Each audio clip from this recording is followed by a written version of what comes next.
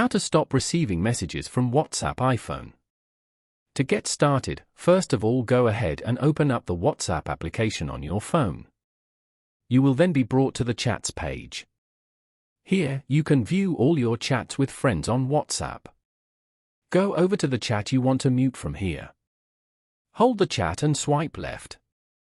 And then, tap on More. Select Mute from the options. Here, choose for how long you want to mute the notifications. For example, always. As you can see, you will now find a bell sign beside that chat. Go to the bottom right corner and tap on the settings icon. Here, go to Privacy. On this page, scroll down and go to Contacts. Then, go to Blocked. You can view all your blocked contacts over here. Scroll down to the end and tap on Add New.